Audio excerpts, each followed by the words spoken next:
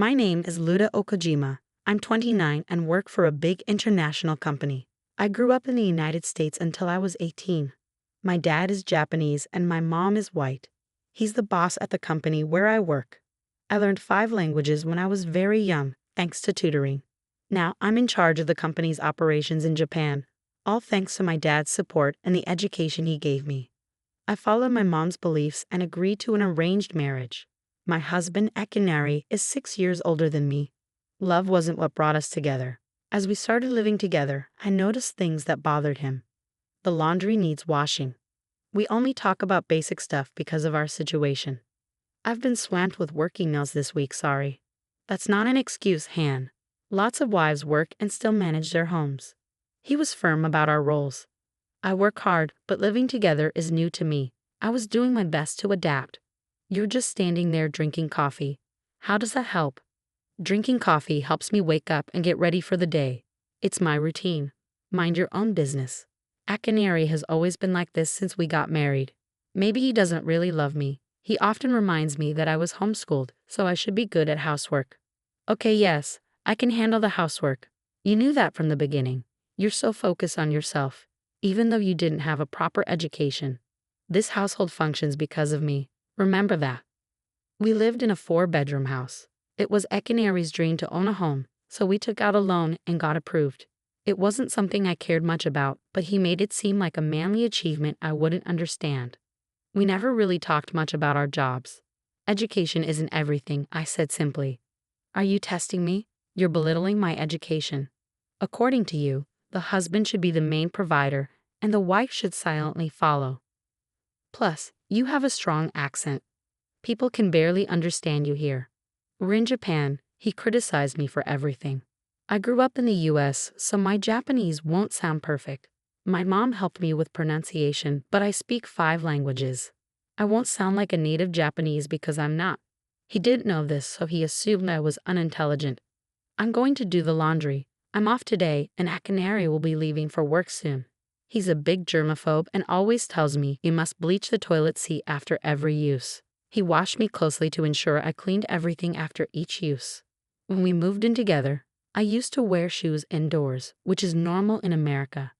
Are you white or Japanese? Stop being gross like everyone in America. Take off your shoes, he snapped. In my mind, I thought, I am white.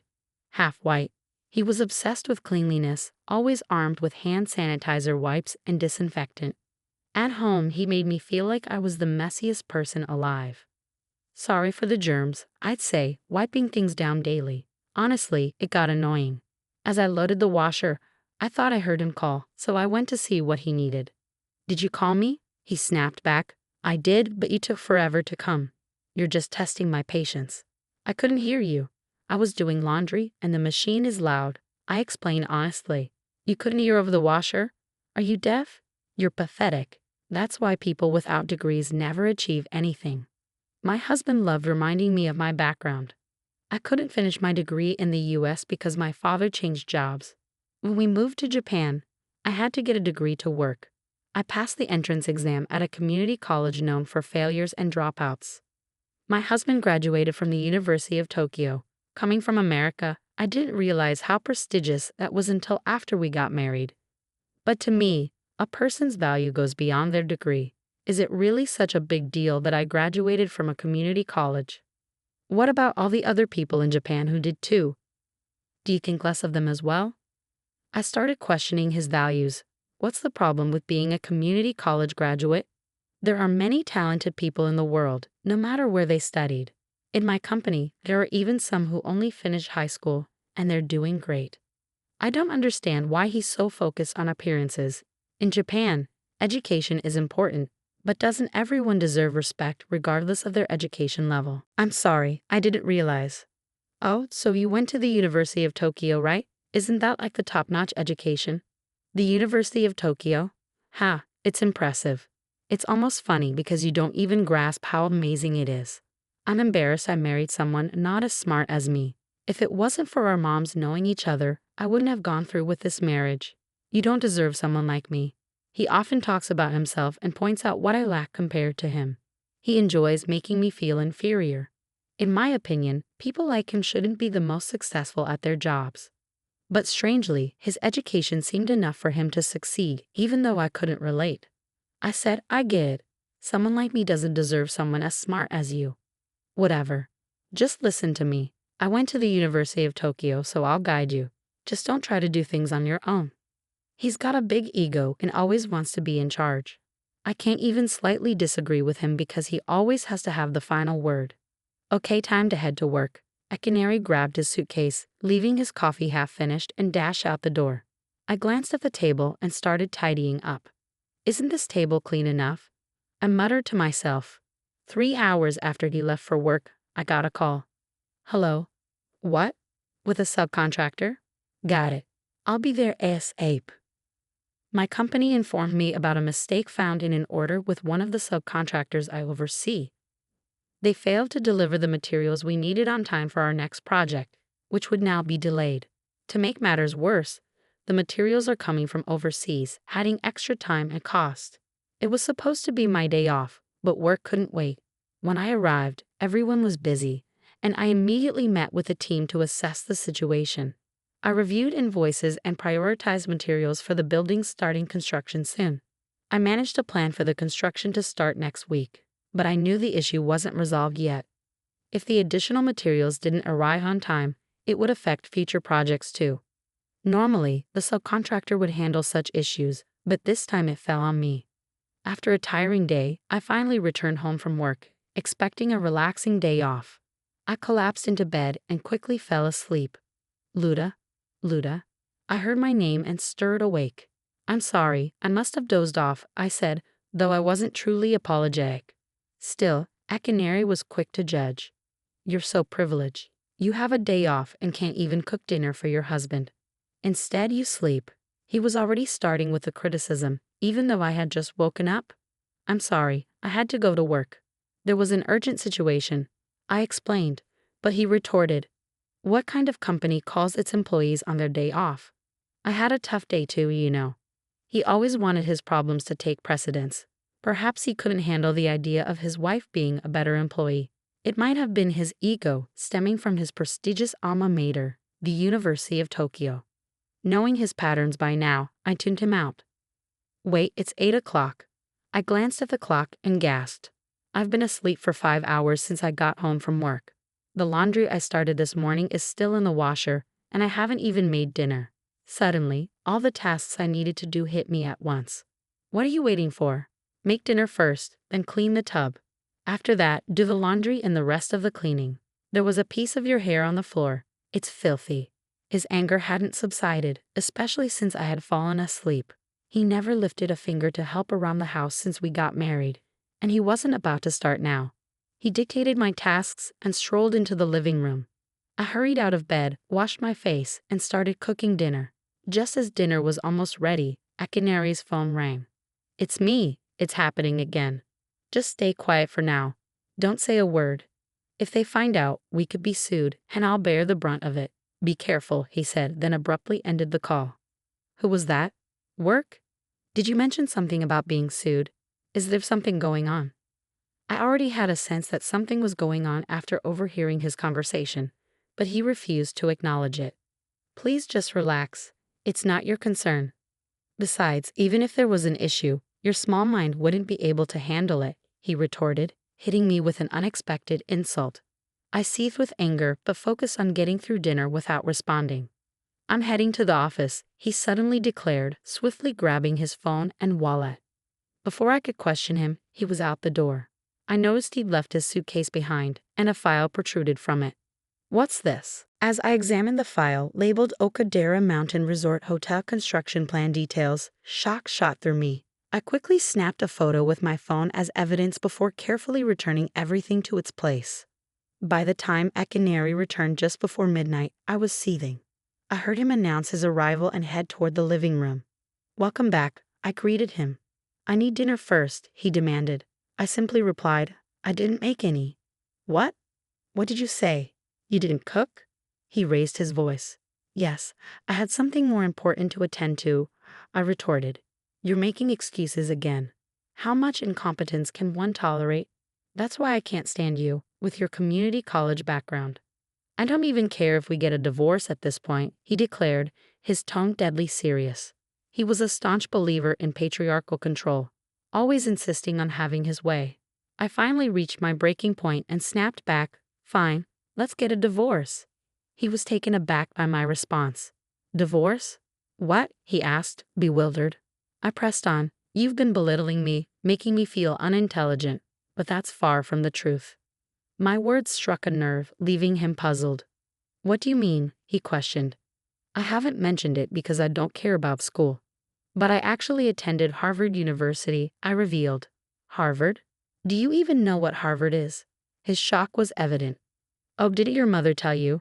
I was born and raised in the US. I lived there until I was 18, I explained.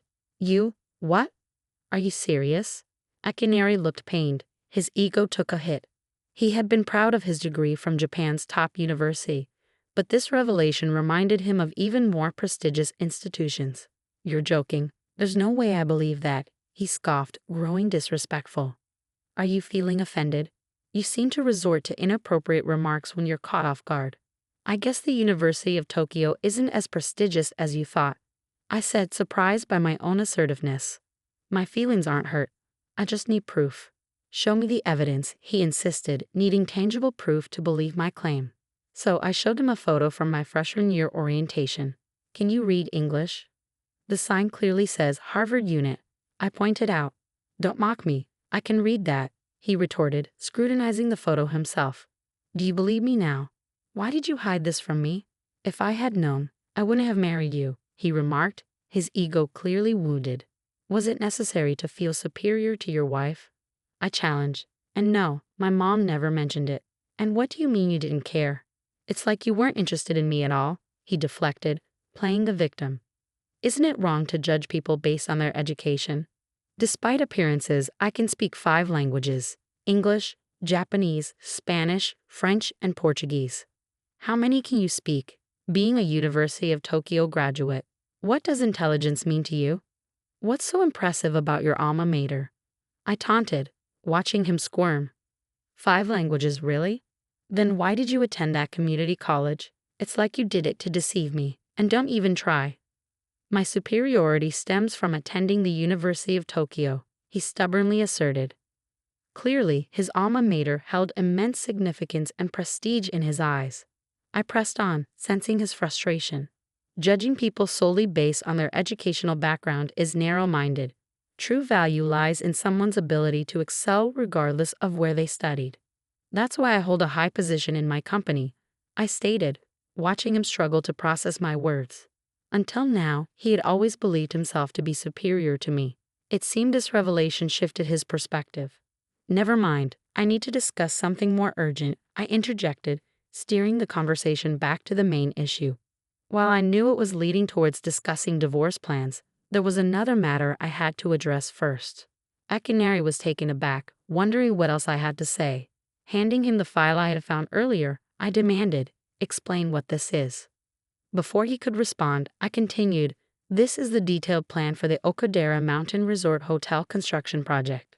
I know it's a significant project you're working on." "How did you?" he began, but I cut him off. "I saw it sticking out of your bag, so I looked. You went through my private work files. Do you realize how serious this is? If this information were to fall into the wrong hands," he started, his voice rising in alarm. "What are you afraid of? Being sued by my company and having the truth exposed? Is that what would happen if this ever got into the wrong hands?" I challenged. Ekaner was left speechless, his eyes wide with shock. "We've both been distant from each other. That document is a joint construction project agreement and contract between my company and yours. See where it says cooperating company and XS company. XS company is mine, and I'm the vice president," I revealed with a smile. His mouth fell open, a bead of sweat trickling down his face. He began to panic and feigned examining the document. "No, that can't be right. It must be a mistake from my assistant in the material order or something. Are you making excuses now?" "I didn't even mention the material order.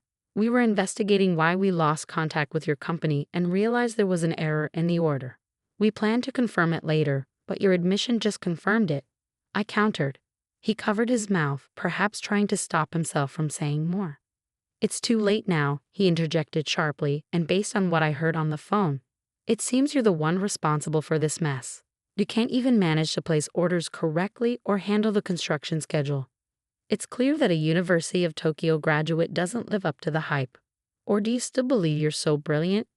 He continued, cutting me off before I could respond.